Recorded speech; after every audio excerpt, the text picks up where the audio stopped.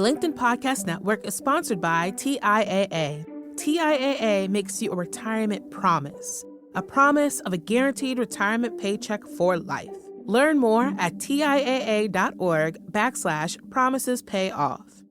LinkedIn presents.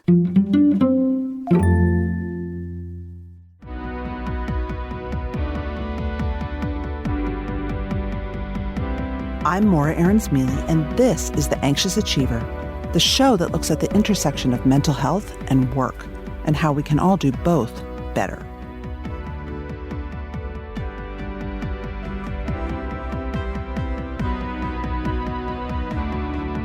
Today's guest is a former executive, entrepreneur, and investor. He also invests his time in the world's future business leaders as a senior lecturer at Harvard Business School. But Martin Sinizich is also more open and honest with his students than a lot of B-School professors might be. He talks about his own experiences with fear, imposter syndrome. He's ignited by the mission to improve mental health at work. My personal experience and my experience with especially my MBA students, more so than my exec ed students, is that we are all navigating this sense of needing to do more, of being enough, of living up to the challenge, of living up to the brand, of, all of these external pressures we have on ourselves that are outside of us, but that push us along, often in good ways, but often in some really bad ways. A lot of us struggle with depression or anxiety as a result of those kinds of external pressures.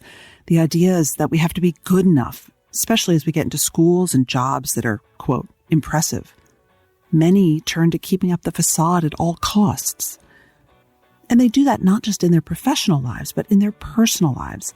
In fact, there's a lot of parallels between the external pressure we feel to perform and achieve at work and the pressure we put on ourselves in our personal lives to have this seemingly perfect relationship, home life, family.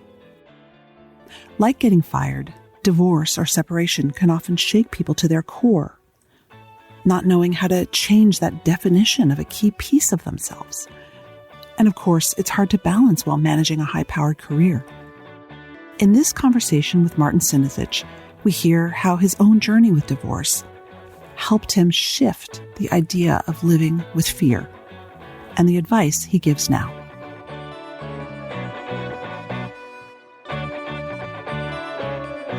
Gosh, I'm going to tell you, I was interviewing a former Google VP yesterday. We were talking about the layoffs that are happening. And he said he's left Google and he's sort of been going around the country seeing friends who had worked at Google as long as he did, which was almost 20 years. And he said, it's like their identity has been torn away from them. He had himself a terrible episode of depression and anxiety about 10 years ago and said that part of it was having worked in an environment like Google where he had been the smartest person in the room, quote, best, right, for all of his life. And then he gets to an environment where everyone's the smartest person in the room. And his anxiety just flared, but it became something that he just sort of learned to live with until he couldn't anymore. Does that resonate? I don't have the same experience of anxiety in the sense of kind of anxiety attacks and anxiety as a paralyzing force, in a moment, the way my daughter, say, who suffers from anxiety attacks, suffers it from. I see it, and my experience of it in my own life and that of many around me is more kind of a generalized sense of, I got to keep up, or I have to compete, or I have to do what the other people are doing, or I'm not living up to some standard that is kind of ill-defined, and even who defines it is often not clear. Right. But this general sense of having to always push. Mm-hmm. For yourself, was that always who you were? Yeah. I spent a huge part of my life living to other people's standards. And while, of course, what other people think matters, and I still know and recognize my desire for and the pleasure I get in validation from others and those kinds of things, that actual push for me started very young, right? You're expected to behave certain way. I was raised in a pretty conservative Catholic household, and you are expected to behave certain ways. You're expected to confess your sins periodically. You're expected to Early on, it was, gee, Martin, maybe you'll become a priest. Or then when it became pretty clear that wasn't it, it was, oh, of course, you're going to be a lawyer, or you're going to get an MBA and be a titan of Wall Street. Or there were all these standards and expectations around doing well in high school, doing well in college, going on to graduate school. There were external things that never kind of felt right for me. And I pushed back against them a lot, but I didn't have the language and I didn't have the frameworks to understand the dynamic that was going on until much later in life, closer to when I turned 50. One of the trends I'm seeing is that in very high pressure environments, there is a larger awareness that a lot of people are feeling this way, and that it may not be the individual's responsibility to change, but rather the environment or the employer's responsibility to address these feelings and help people. My friend used the term self-actualize, but I don't know if that's right. But that this is something that employers need to address when they have a group of incredibly high achieving people together. Do you see merit in that? I do. I think it's extraordinarily difficult for a large employer, especially, to do this in the kind of systemic cultural way that's needed. Yeah. You can't address this with exercises or, periodic training or periodic retreats. It has to be kind of bred into the whole culture of the place. Frankly, one of my great delights in being a member of the faculty at Harvard at the business school is, in fact, that culture of excellence married with a culture of healthy dynamics and a long view of performance and a long view of capability is one of the healthiest that I've seen from a mental health perspective. And the school does do explicit things and sends periodic emails on, here are the various resources you have available to you. And, they do all the things that you would expect a large employer to do. But more importantly, the culture tends to be one of, in my experience, of respect and acknowledgement that we can't all be expert at all things. And so the genuine kind of inquisitiveness about what people can bring to the table, I think, mitigates a lot of those pressures I might have felt at other large companies I worked at, such as Fidelity Investments or MBNA America Bank.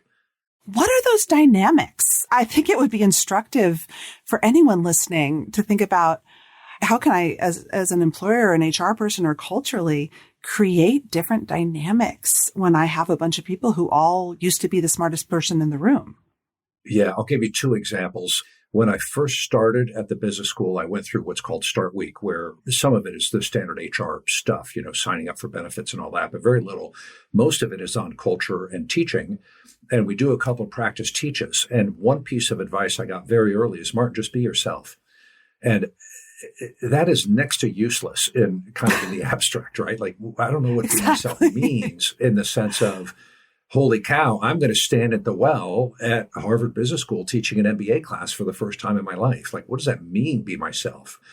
And I heard the words, and I heard it from many, many different people in those early days, and I continue to hear it. And just last week, actually, I was talking to the professor who's now chairing the entire first-year MBA program.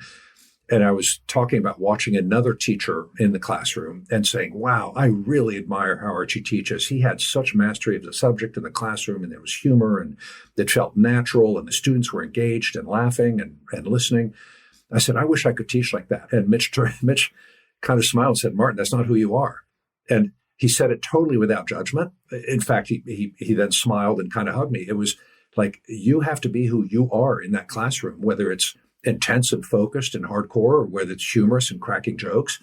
But the effectiveness in the classroom, the effectiveness with the students, and we try to model this on the faculty, is for us to bring our best selves to the table, and in a genuine kind of environment of inquiry, which is kind of fundamental to the case method that we use, we're approaching everything as questions to which we may not have the right answer. And that frees us, I think, a great deal to be ourselves. And it reduces the anxiety because, yes, you're expected to master and know a lot of stuff.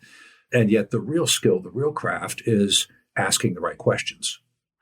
I want to tease that out because that feels, not to get all Oprah, it feels like an aha moment to me, to approach it from the perspective that you don't have the right answer, even though you're the authority, you're the teacher, you're the guy in the front of the room. It happens pretty frequently in a classroom, and it opens the conversation, frankly, for the professor and frankly for the students, who can have reasonable perspectives and opinions without necessarily having mastery of the underlying theory. In your corporate career, did you ever have a colleague or a manager or a boss who did this? I've been blessed with so many good mentors over the course of my career, and a few really stand out. Perhaps the one who most comes to mind with that question is Steve Aiken at Fidelity Investments. When I worked for him, he was the chief information officer. He later was the vice chairman of the company. And he took me under his wing and offered me some mentoring while I was there. I remember sitting at dinner one night and railing about something some other group wasn't doing right. And I had all the answers. I was a 32-year-old VP and I thought I was hot stuff. And after I kind of ran out of steam, he paused. He said, "Martin, I learned a while ago that being effective is more important than being right." And those words have stuck with me over the last 25 years. And they resonate more and more with me the older and hopefully the kind of the wiser I get. And not just in a business context, but in a relationship context as well, right? Elaine and I have a discussion, a disagreement on something. I have to ask myself, how important is it for me to be right in this moment? And how important is the relationship? And what are the trade-offs here? And the same happens in a work context. And that fundamental, being effective is more important than being right, serves as kind of the foundation to my approach to teaching and to colleagues of asking lots of questions. It feeds a little bit the imposter syndrome, right? Because it lets me not have to prove my own brilliance, so to speak. And yet it also means I'm almost constantly in learning and observing mode. And there's kind of a different aspect of observation in life that comes from that. Oh my gosh, Martin, I have to tell you, I'm resonating so deeply because I actually was last night, I knew something that my husband didn't. And it was in the context of our child's medical crisis, right? So very high stakes. And I thought, this doesn't matter that you're right. Like, let it go. Stop being such an achiever. This is about you two being a team through this horrible time. It's just, I always want to be right. Yeah. I was having a similar conversation with somebody a few days ago. And the phrasing that this person used was talking about a third person. He wants to be right more than he wants to be happy. Ooh. Is kind of another twist on it, right?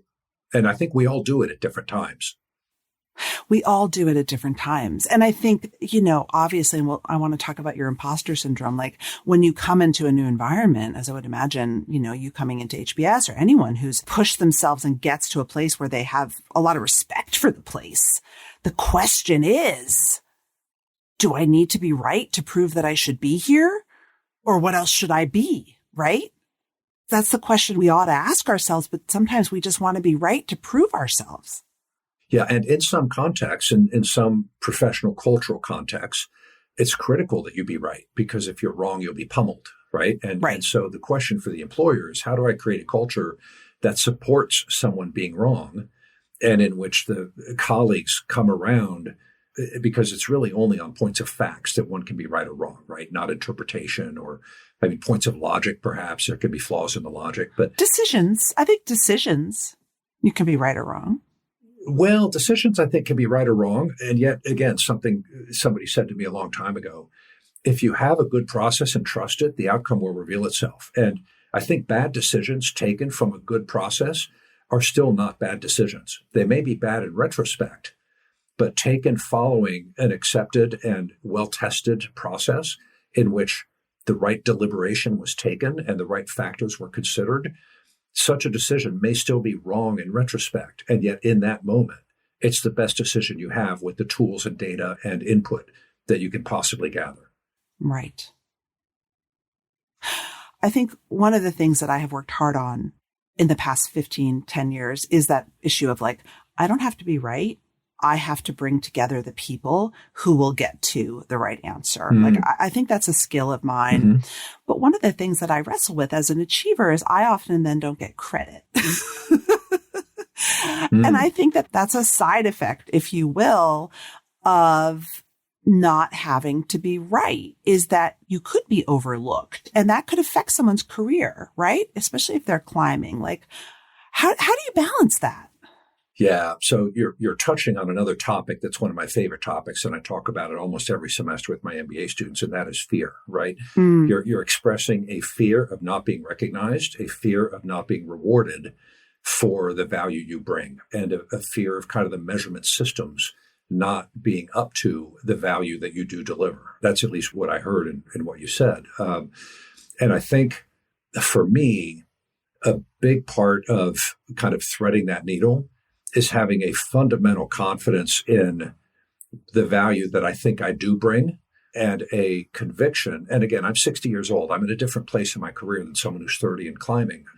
But I have a fundamental conviction that if I am doing what I do well, others will see it and recognize it, and I will be respected for it, whether or not it's the same thing that somebody else who has superior knowledge, superior theory, superior facts may bring. So there's this underlying confidence that I have kind of built over the years. I'm never going to starve. I'm willing to work as hard as I have to work. I'm willing to flip burgers if I have to. I will figure out a way to pay my bills. And that is tremendously freeing in terms of not being so worried about the affirmation and the accolades from outside. So it's a very hard thing to do, to kind of gather them all from inside. And I don't think that's really possible. I think fundamentally we're social animals, and I think we all have the love languages. We need, whether it's words of affirmation or gifts or, those kinds of love languages, we need that from those around us. The question is, how driving are those things of our behaviors? Do they come after the behavior, or do we do them in order to elicit? It's a purpose kind of question. How do you teach it to your young people who, of course, are in very different positions than you are? Or how do you help them think about it? I guess you can't teach it. Well, one can model it for sure, right? I remember, again, my first year teaching in the classroom and standing in the well and somebody asking me a straight up yes, no answer question. And I turned to the room, which is the first thing you do in a case classroom and maybe in any classroom, like, who has an answer to this? Who has a theory on it? And nobody had anything on it. And I said, well, and this was hard for me to do. I said, I don't know, but I'll follow up. And I made sure within 2 hours of class, they had an email blast from me, with an answer to the question. So I built trust that I would, in fact, follow up and that I would do the research. I think when you model being able to say, I don't know, but I'll find out, it reduces kind of other people's needs to always have the data and the facts. Yeah. Now, if it happens every day, obviously it's a problem, right? So it's not something you can do, all the time. The LinkedIn Podcast Network is sponsored by TIAA. In the last 100 years, we've seen financial markets swing, new currencies come and go, decades of savings lost in days, all showing that a retirement plan without a guarantee, quite simply, isn't enough. So more than a retirement plan, TIAA makes you a retirement promise.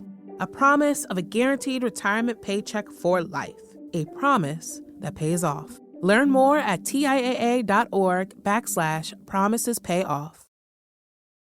So let's talk about your imposter syndrome, because that's something that we started to talk about when we met. And you talked about your experience, as you put it, living in fear for much of your life. Mm-hmm. Mm-hmm. I guess my question is, what happened to get you to have this big moment and this big realization in the middle of your life? Well, kind of a long story. It revolves around my divorce. At age 50, I separated from my wife of 26 years. We raised 2 amazing children together.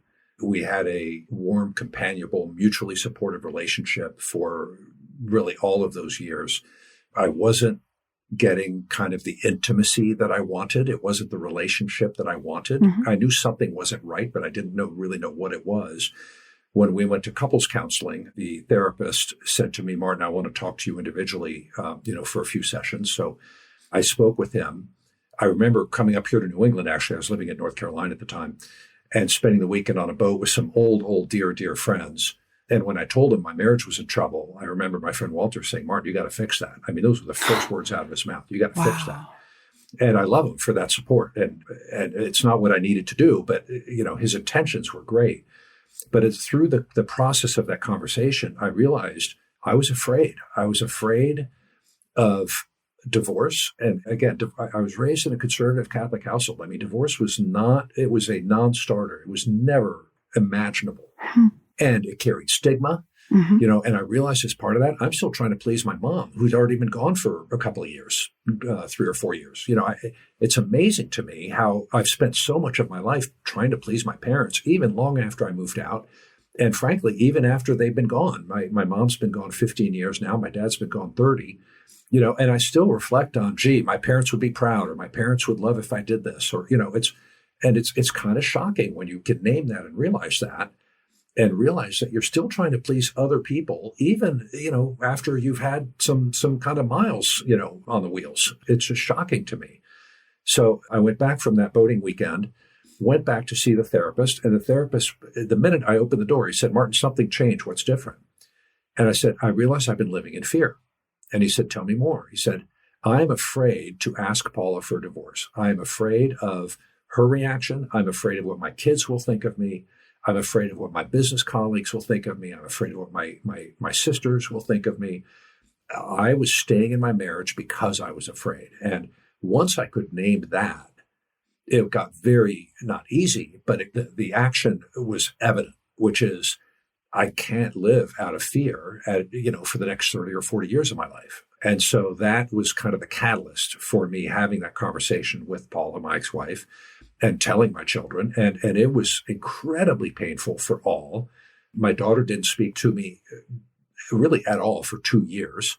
My son was angry with me, but he could express it. And we maintained, albeit perhaps a bit tenuous, but we maintained a relationship during that period.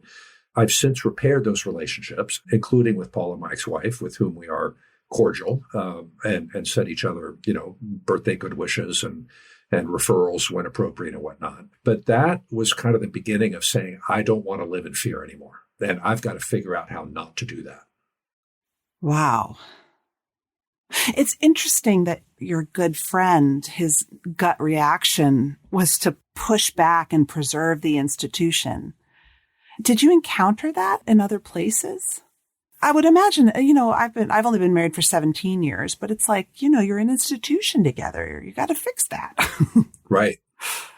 Yeah. And once I made the decision, my relationship with Walter was in no eruption. In fact, he was at my house for 4 hours yesterday, sharing a meal and a tub. So, the relationship is rock solid still. But he was the first and most immediate to express that. I got all different kinds of ranges of feedback. I think a couple of people really did judge me. Most were kind and compassionate and said, Martin, you've got to do what you've got to do.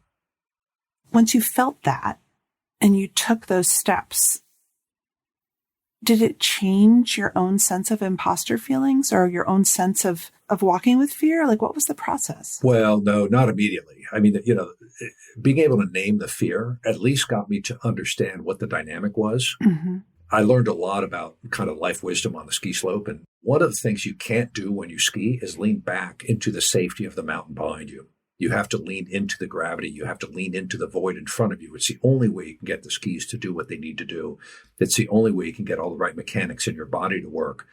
And that sense of having to lean into the gravity, lean into the slope, lean into the front of the boot and not the back is a model, if you will. It's an analog for me. And I ask myself in moments of fear, what am I doing? And I'm more conscious of that kind of willful act of leaning into it rather than reaching back. Every time I've done it, it has paid off, almost every time. And when I reach back, most often it actually backfires. Huh. How did it backfire in your career ever? Can you think of a time? Perhaps the most obvious example I can think of is I owned and operated Planet Fitness franchises for 11 years. I was one of the very first Planet Fitness franchisees. Yeah, I bought my first franchise in March of 2004. You're truly a Renaissance man, Martin.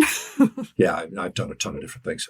I was always just a little bit so afraid of failure that I didn't develop my territory as quickly as I could have and should have. I was always, but what's wrong with this location? Why might it not work? Am I willing to take that financial risk? And I'm watching my neighboring franchisees grow like weeds.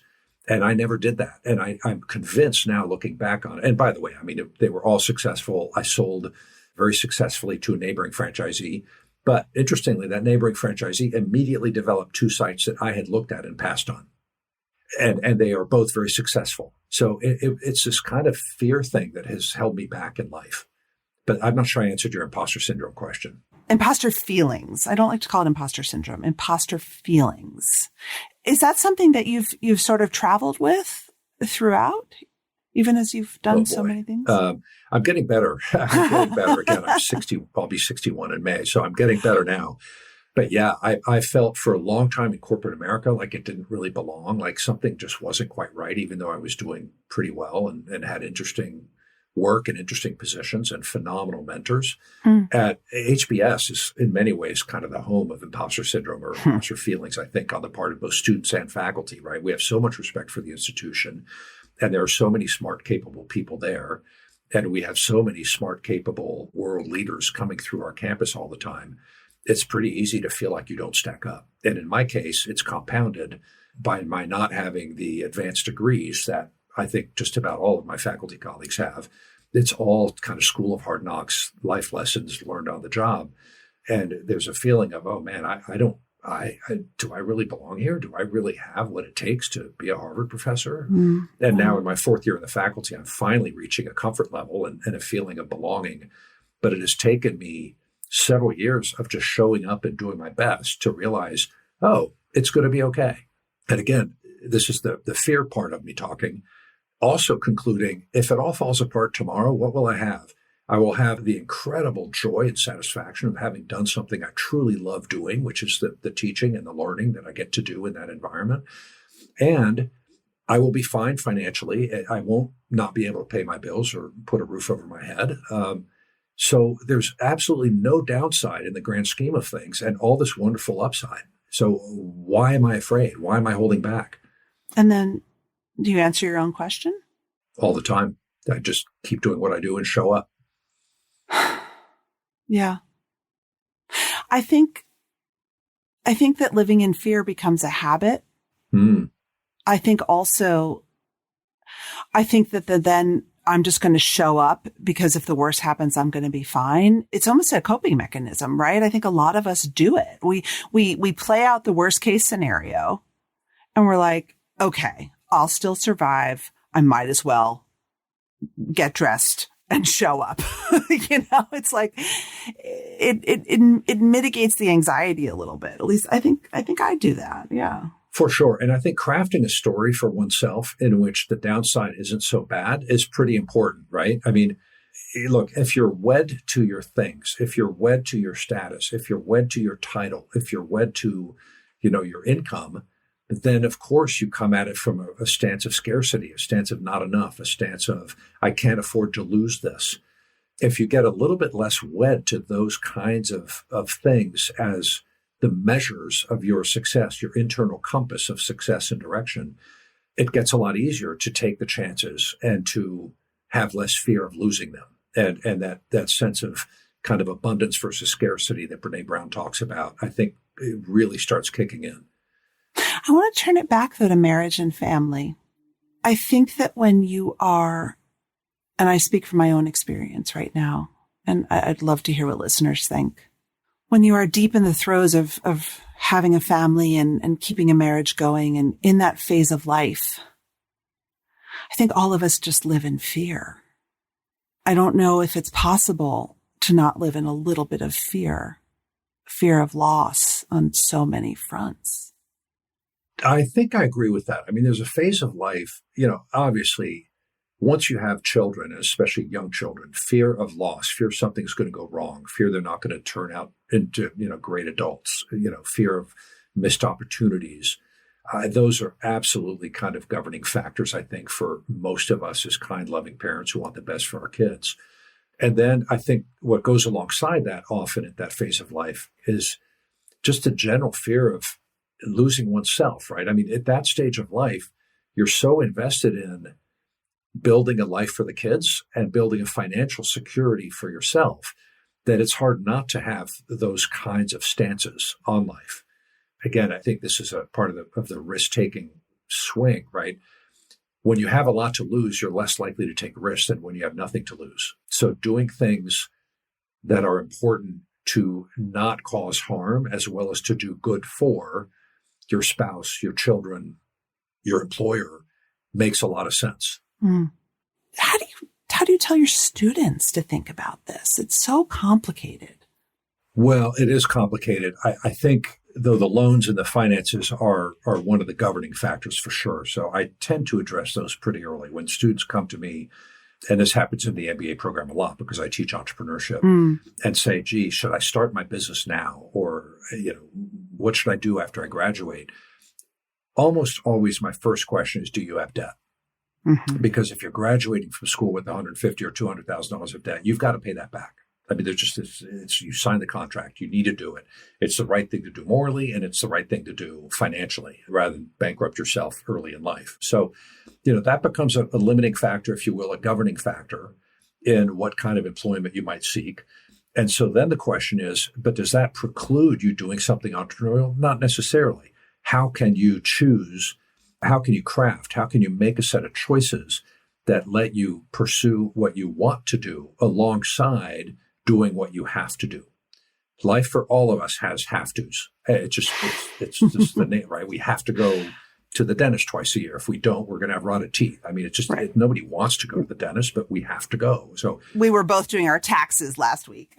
Yeah. So I got mine done this weekend. I mean, you have to do your taxes. So I think when we're intentional about our choices, all of a sudden some different possibilities open up. I had a student a few years ago who wanted to do entrepreneurial things, had a ton of debt. He took a job with McKinsey, and he's on airplanes and doing banking things with major banks all over the Pacific Rim. And on weekends, he and a partner bought an apartment building and a bunch of dry cleaners, and he's doing something entrepreneurial with a partner on weekends while carrying the full load that he wants to carry. And then in what little free time he has, he goes spearfishing. I mean, it's an amazing life. And it's a choice. It's a choice life. It's a conscious life. And it's a life that he knows is not forever. He doesn't want to work that hard all the time, but he finds it fulfilling. And he's finding he can do what he needs to do, i.e. pay his bills, and what he wants to do, i.e. entrepreneurial things. I think often we limit ourselves in binary choices. Right. And I think sometimes the financial obligations are they're centering, right? They're centering because they do give you guidelines. They do give you guardrails. You have to do that. For sure. Right. And so, For sure. The sky's not the limit. And that's helpful, actually. Right.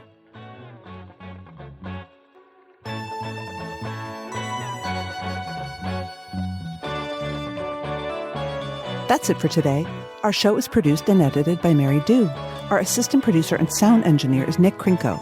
Many thanks to the LinkedIn Presents family and to all our guests for sharing their stories. If you love the show, tell your friends. I would love you to leave a review because they really matter in helping the show get found. You could also follow us or subscribe.